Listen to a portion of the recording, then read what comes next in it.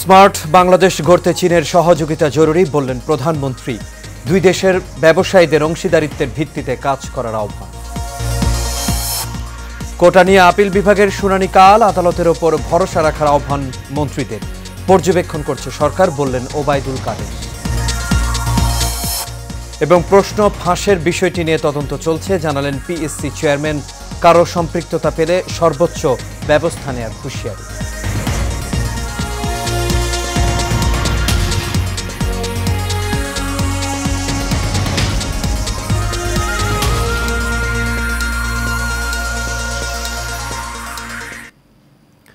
সবাইকে স্বাগত Asian prime নিউজে। দর্শক, পুরো সংবাদ জুড়ে আপনাদের সঙ্গে আছি আমি আনোয়ার রাজ। এতক্ষণ শুনছিলেন বিআরবি কেবল ইন্ডাস্ট্রিজ লিমিটেড সংবাদ শিরোনাম। এবার চলে যাচ্ছে পুরো খবরে। চীনের ব্যবসায়ীদের বাংলাদেশে বিনিয়োগের আহ্বান জানিয়েছেন প্রধানমন্ত্রী শেখ হাসিনা। সকালে দ্বিপক্ষীয় সফরের বাংলাদেশ ও চীনের মধ্যে ব্যবসা বাণিজ্য এবং বিনিয়োগ সুবিধা শীর্ষক সম্মেলনে প্রধানমন্ত্রী এই আহ্বান জানান। বাংলাদেশে ভূকৌশলগত অবস্থানের গুরুত্বের কথা উল্লেখ করে শেখ হাসিনা এ সময় আরও বলেন, সকল আন্তর্জাতিক বাণিজ্য পরিবহন রুটের সঙ্গে বাংলাদেশের সরাসরি কানেক্টিভিটি রয়েছে। আরও জানাচ্ছেন অনুকৃতি আদিত্য।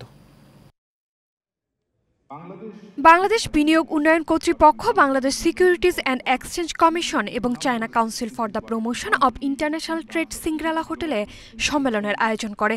এতে উপস্থিত হয়ে প্রধানমন্ত্রী শেখ হাসিনা বিনিয়োগের জন্য চীনা ব্যবসায়ীদের বাংলাদেশের প্রধান সেক্টরগুলোকে বিবেচনা করার পরামর্শ দেন। We are continuously working to enhance the capabilities of our workforce through vocational training and higher education initiatives. Our youths are gearing up to participate in the fourth industrial revolution. Thus, investing in Bangladesh means gaining access to a large pool of skilled and semi-skilled labor. এ সময় প্রধানমন্ত্রী বলেন, অবকাঠামো, জ্বালানি, logistic, তথ্য প্রযুক্তি, পর্যটন, কৃষি প্রক্রিয়াজাতকরণ শিল্প এবং উন্নয়ন খাতে বিনিয়োগের অপার সম্ভাবনা রয়েছে। এসব ক্ষেত্রে বিনিয়োগকারীদের বিভিন্ন সুযোগ সুবিধার কথাও তুলে ধরেন তিনি। We have progressively establishing 38 high-tech parks, inviting foreign investment in some promising sectors. Our vision is to build a smart Bangladesh by 2041. সারা দেশে 100 বিশেষ অর্থনৈতিক অঞ্চল এবং 38 হাইটেক পার্ক প্রতিষ্ঠা করার কথা উল্লেখ করে প্রধানমন্ত্রী বলেন, শিল্প ও বিনিয়োগের জন্য এসব অর্থনৈতিক অঞ্চল ভালোভাবে প্রস্তুত।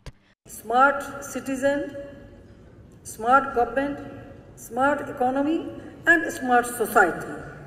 That is our main aim. Bangladesh ব্যবসা বান্ধব পরিবেশের কথা উল্লেখ করে শেখ হাসিনা বলেন, ব্যবসা লাভজনক করতে বাংলাদেশ প্রতিশ্রুতিবদ্ধ। অনুকৃতি আদিত্য, এশিয়ান টেলিভিশন। সরকারি চাকরিতে কোটা থাকবে কি থাকবে না তা টক অব দ্য কান্ট্রিতে পরিণত হয়েছে। একদিকে কোটা বহাল রেখে রায় দিয়েছে উচ্চ আদালত, অন্যদিকে কোটা বিরোধী আন্দোলনে স্থবির হয়ে পড়েছে শিক্ষাঙ্গন। চলমান এই জটিলতা নিরসনে উভয় পক্ষকে আদালতের রায়ের ওপর আস্থা রাখতে পরামর্শ দিয়েছেন সরকারের মন্ত্রীরা। এদিকে মুক্তিযোদ্ধা কোটা পদ্ধতি বহাল থাকবে এমন রায়ের বিরুদ্ধে আপিল বিভাগে শুনানি হবে বুধবার। বিস্তারিত রকিব মানিকের রিপোর্টে। 4 জুলাই সরকারি চাকরির প্রথম ও দ্বিতীয় শ্রেণীতে মুক্তিযোদ্ধা কোটা পদ্ধতি বাতিলের সিদ্ধান্ত অবৈধ ঘোষণা করে হাইকোর্টের দেয়া রায় আপাতত বহাল রাখেন আপিল বিভাগ। এরপরেই সারা দেশে কোটার বিরুদ্ধে আন্দোলনে নামেন সাধারণ শিক্ষার্থীরা। ক্লাস পরীক্ষা বর্জন করে এমনকি বাংলা ব্লকেটের ডাক দেন তারা। ফলে সড়ক মহাসড়ক কার্যত অচল হয়ে পড়ে। দুর্ভোগে পড়েন চলাচলকারী সাধারণ মানুষ। যানজটের সৃষ্টি হয় নগর জুড়ে। যেহেতু আমাদের সর্বোচ্চ আদালত অ্যাপিলেট ডিভিশন বিবেচনা করবেন, কিন্তু বিবেচনা করতে হলে এই জাজমেন্টটা হাইকোর্ট অ্যাপিলেট ডিভিশনের সামনে যেতে হবে। অ্যাপিলেট ডিভিশনের সামনে কিন্তু জাজমেন্ট এখনো পর্যন্ত সই হয় নাই। তো সেই পর্যন্ত আমরা সিএমপি ফাইল করেছি। আগামীকাল অ্যাপিলেট ডিভিশন আমাদের বক্তব্য শোনার পরে যে আদেশ দিবেন, আমরা সেই আদেশ অনুযায়ী কাজ করব। সাধারণ মানুষ বলছে, বিচারাধীন এমন সিদ্ধান্ত নিয়ে আন্দোলনের কোনো যৌক্তিকতা নেই। সরকারের মন্ত্রীরা বলেন, সহিংসতা পরিহার করে সবাইকে বিচার বিভাগের উপর আস্থা রাখতে। ঘটনা ঘটছে আদালত, যদি রাজপথে এখানে আন্দোলন করে বা চেঁচামেচি করে বা বকাবাদ্য করে এটার কিন্তু নিরসন হবে না। এদিকে মুক্তিযোদ্ধা কোঠা নিয়ে বুধবার আপিল শুনানির দিন ধার্য করেছেন আদালত। ততক্ষণ অপেক্ষা থাকতে হবে সবাইকে। রকিব মানিক, এশিয়ান টেলিভিশন, ঢাকা।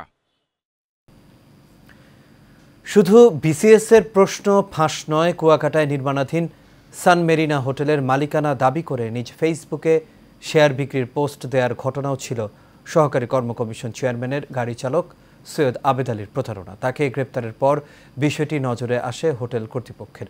মূলত হোটেলটির মালিক লিবার্টি গ্রুপের ব্যবস্থাপনা পরিচালক মোশাররফ হোসেন। হোটেল কর্তৃপক্ষ সূত্রে জানা যায়, সৈয়দ আবেদ আলীর হোটেলের কোনো শেয়ার মালিকানা নেই। হোটেলটি এখনও নির্মাণ হয়নি। চারিদিকে সীমানা প্রাচীর দেওয়া হোটেলের খালি জায়গা পড়ে আছে, তবে শ্রমিকদের থাকার জন্য বেশ কয়েকটি শেড তৈরি আছে।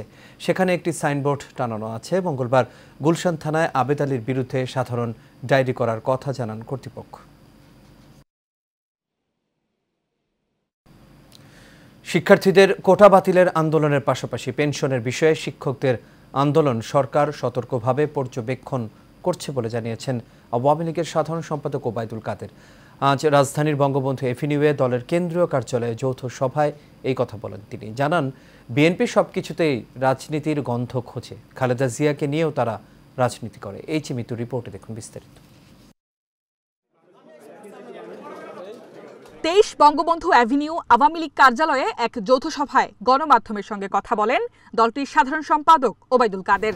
জনদুর্ভোগের কারণ যাতে সৃষ্টি না হয়, এ সময় কোটা ও পেনশন নিয়ে আন্দোলন চলছে উল্লেখ করে তিনি বলেন, এই দুই কর্মসূচি সতর্কভাবে পর্যবেক্ষণ করছে সরকার। আমরা এই দুটি কর্মসূচি চলমান অবস্থায় আমরা খুব সতর্কভাবে পরিস্থিতি পর্যবেক্ষণ করছি।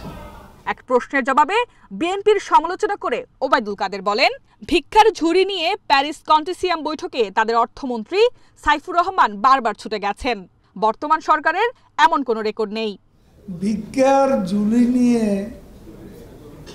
প্যারিস কনসোর্টিয়াম বৈঠকে তাদের অর্থমন্ত্রী সাইফুর রহমানই বারে বারে ছুটে গেছে। আমাদের কোনো অর্থমন্ত্রী প্যারিস কনসোর্টিয়াম বৈঠকে যান। অরাজনৈতিক আন্দোলনের ফায়দা তুলে কেউ যাতে দেশকে অস্থিতিশীল করতে না পারে সে বিষয়ে সবাইকে সতর্ক থাকার আহ্বানও জানান তিনি। ছাত্রলীগকে খুব সতর্কভাবে এ পরিস্থিতি মোকাবিলা করতে হবে। H A. Mitu, Asian television, Dhaka. যে প্রক্রিয়ায় চূড়ান্ত পর্যায়ে প্রশ্নপত্র পাঠানো হয় সেখানে ফাঁস করার সুযোগ খুব কম বলে জানিয়েছেন Bangladesh public service commission PSC chairman Mohammad Sohrab Hossain. তারপরও বিষয়টি নিয়ে তদন্ত হচ্ছে জানিয়ে তিনি বলেন, যদি কারো সম্পৃক্ততা পাওয়া যায় তাহলে সর্বোচ্চ ব্যবস্থা নেওয়া হবে। কাউসার আহমেদের রিপোর্টে দেখুন বিস্তারিত। প্রশ্ন ফাঁসের কোনো সুযোগ যে নেই সেটি সাংবাদিকদের দেখানোর চেষ্টা করছেন বাংলাদেশ পাবলিক সার্ভিস কমিশন পিএসসির চেয়ারম্যান মোহাম্মদ সোহরাব হোসাইন। তো যেটা আপনি বলছেন, আমি আমাদের প্রক্রিয়াটা আপনাকে বলতে পারি, আপনারা বিচার করতে পারেন যে কতটুকু কি সম্ভব। আমাদের ধরুন প্রশ্নকারক আমরা নির্ধারণ করি যারা বিভিন্ন বিষয়ে দক্ষ তাদেরকে, এবং সেটি গোপন থাকে, যিনি প্রশ্ন করেন তিনি প্রশ্ন করে সিলগালা করে আমাদের এখানে পাঠান, ডাকেও পাঠান, কেউ সরাসরি এসে দিয়ে যান।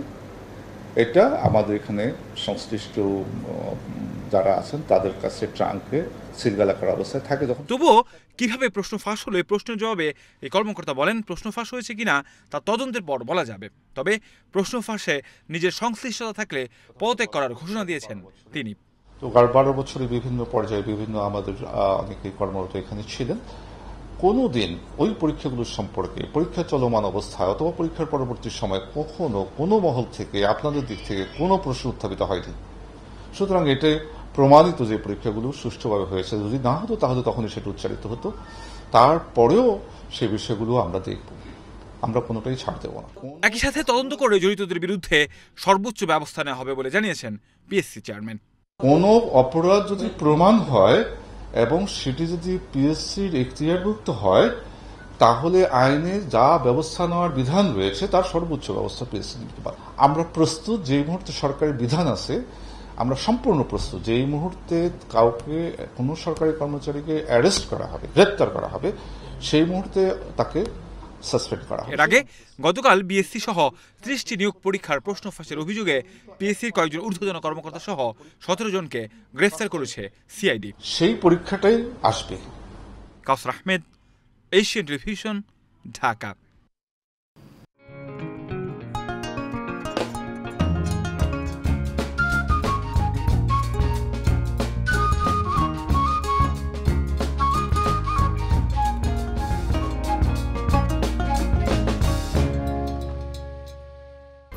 Asian Expert B500 CWR স্বাধীনতার সুবর্ণ জয়ন্তীতে নতুন বাংলাদেশ গড়ার প্রত্যয় HM Steel B500 CWR।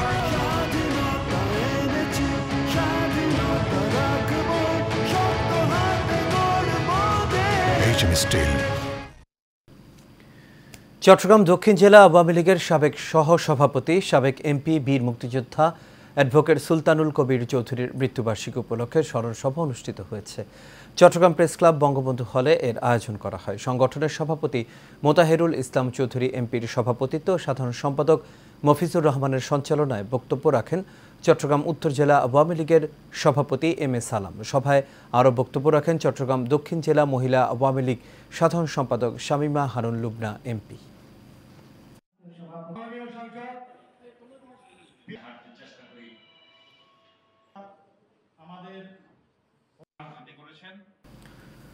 তথ্য প্রতিমন্ত্রী মোহাম্মদ আলী আরাফাত বলেছেন, ওটিটি প্ল্যাটফর্মে কন্টেন্ট চালানোর ক্ষেত্রে সবাইকে নীতিমালা মেনে চলতে হবে। রাজধানীর একটি হোটেলে গ্রাহকদের জন্য ডিটিএইচ সংযোগের সঙ্গে আকাশকো ক্যাম্পিনিয়ন অ্যাপের উদ্বোধনী অনুষ্ঠানে তিনি এই কথা বলেন। অনুষ্ঠানের প্রধান অতিথি ছিলেন যুব ক্রীড়া মন্ত্রী নাজমুল হাসান পাপন। অন্যান্যের মধ্যে বক্তব্য রাখেন বেক্সিমকো কমিউনিকেশনস লিমিটেডের চেয়ারম্যান ও ব্যবস্থাপনা পরিচালক শায়ান এফ রহমান এবং প্রধান নির্বাহী কর্মকর্তা ডক্টর তারিক আলম। লিগ্যাল ফ্রেমওয়ার্কের মধ্যে অপারেট করবে।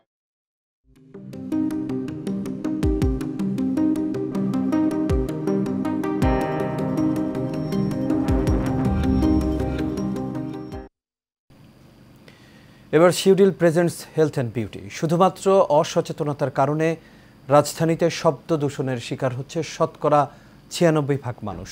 শব্দ দূষণের ফলে একদিকে মানুষের শ্রবণ ক্ষমতা হ্রাস পাচ্ছে, অপরদিকে মাথা ধরা, অনিদ্রা, হার্টের রোগসহ আক্রান্ত হচ্ছে বিভিন্ন জটিল রোগে।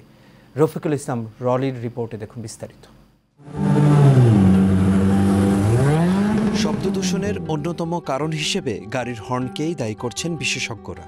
অন্যদিকে শুধু গাড়ির হর্ন নয়, নির্মাণ কাজ, গ্রিল, টাইলস কাটা, মেশিনে ইট ভাঙা, মাইক বাজানো, জেনারেটরের শব্দ, অপরিকল্পিতভাবে গড়ে ওঠা ছোট বড় কলকারখানায় সেই ভোর থেকে মধ্যরাত পর্যন্ত চলে শব্দের তাণ্ডব।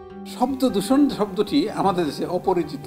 এই শব্দ দূষণের সবচেয়ে বড় সমস্যা হলো মানুষের হিয়ারিং ডেসিবেলটা প্রথম নষ্ট হয়ে যায়, মানে শ্রবণ শক্তিটা কমে যায়। এটাকে বলা হয় যে শব্দ দূষণ। যেমন হাসপাতাল সামনে হর্ন বাজাবেন না, বাজাচ্ছে। আর আমাদের যেমন উচ্চস্বরে কথা বলে, মানে উচ্চস্বরে কথা বলার থেকে সাবধান থাকবো, গাড়ির হর্ন থেকে সাবধান থাকবো এবং চেষ্টা করবো, এবং গাড়ি আছে আনফিটনেস নাই এমন ধোঁয়া ছায় পিছন থেকে, তাতে শব্দ দূষণ হয়, পার্টিকেল লেভেলে কম বেড়ে যায়। তাই আমরা যদি নিজেরা সচেতন হই এবং চেষ্টা করবো এই জিনিসটা, এটা আমার ক্ষতি, আমার বাচ্চার ক্ষতি, আমার বাবা মার ক্ষতি, এই জন্য নিজের ক্ষতি ভেবে যদি আমরা চাই এটা উঠাতে, এটা সম্ভব, এটা অসম্ভব কিছু নয়। শব্দ মনের চাপ ও উদ্বেগ বাড়িয়ে দেয়। উদ্বেগ নিদ্রাহীনতার সবচেয়ে গুরুত্বপূর্ণ কারণ। এসব কারণে ব্যক্তির মেজাজ খিটখিটে, কাজে মনোযোগের ক্ষমতা কমে যাওয়া এবং শিশুদের শেখার ক্ষমতা হ্রাস পায়। পাশাপাশি স্ট্রোক, হার্ট অ্যাটাক, মানসিক অসুখের ঝুঁকিও বাড়ায়। শব্দ সবচেয়ে মারাত্মক একটা হার্টের রোগী। হঠাৎ এমনভাবে অ্যাম্বুলেন্সই যাচ্ছে, এত জোরে শব্দ বাজাচ্ছে, যেন হার্ট অ্যাটাক হয়ে গেল একটা মানুষের। তো এটা সাংঘাতিক একটি মারাত্মক বিক্রিয়া প্রতিক্রিয়া দেখা দেয় এই শব্দের জন্যই। তাই অনেক সময় মধ্যরাতে দেখা গেলো বাড়ির চার দিয়ে এমনভাবে গাড়ি হর্ন দিচ্ছে বা তারা বাচ্চারা রেস খেলতেছে গাড়ি নিয়ে, অথবা অনেকের সাইলেন্সার খুলে জোরে জোরে শব্দ হয়ে যাচ্ছে, এতে কিন্তু মারাত্মক হার্টের রোগী ক্ষতি হতে পারে, অ্যাজমা রোগী ক্ষতি হতে পারে। এই মারাত্মক ক্ষতি হওয়া মনে করে যদি আমরা এই হর্নগুলিকে কমাই, অনেকে বলে দেখছি বিদেশে হর্ন বাজায় বা অন্য একটা মেলোডিয়াস সাউন্ড, যেন আমরা যেন সাউন্ডটা যদি কর্কশ না করি তাতে অনেক ভালো হয়। মারাত্মক ঝুঁকি হলো হার্টের রোগী কিন্তু এই শব্দের কারণেই তার হার্ট অ্যাটাকে মারা যেতে পারে। একজন মানুষ যদি তার চারপাশের শব্দ নিয়ন্ত্রণ করতে না পারে তাহলে নানাবিধ সমস্যা হতে পারে। তাই এর থেকে পরিত্রাণের জন্য আমাদের সম্মিলিত উদ্যোগ প্রয়োজন।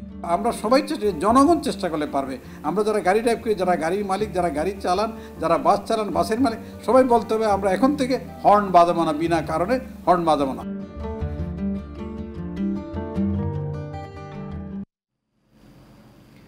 আর এরই সাথে শেষ করবে এশিয়ান প্রাইম নিউজ। তবে যাবার আগে বিআরবি কেবল ইন্ডাস্ট্রিজ লিমিটেড সংবাদ শিরোনামগুলো দেখে নেব দর্শক। আর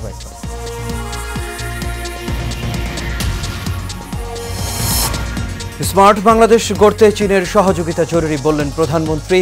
দুই দেশের ব্যবসায়ীদের অংশীদারিত্বের ভিত্তিতে কাজ করার আহ্বান। কোটা নিয়ে আপিল বিভাগের শুনানি কাল, আদালতের ওপর ভরসা রাখার আহ্বান মন্ত্রীদের। পর্যবেক্ষণ করছে সরকার বললেন ওবায়দুল কাদের। এবং প্রশ্ন ফাঁসের বিষয়টি নিয়ে তদন্ত চলছে জানালেন পিএসসির চেয়ারম্যান। কারো সম্পৃক্ততা পেলে সর্বোচ্চ ব্যবস্থা নেওয়ার হুঁশিয়ারি। দর্শক, এই ছিল আমাদের এখনকার আয়োজন। আমাদের পরবর্তী সংবাদ দেখার আমন্ত্রণ রইল। এখন সাথে থাকার জন্য সবাইকে ধন্যবাদ। শুভরাত্রি।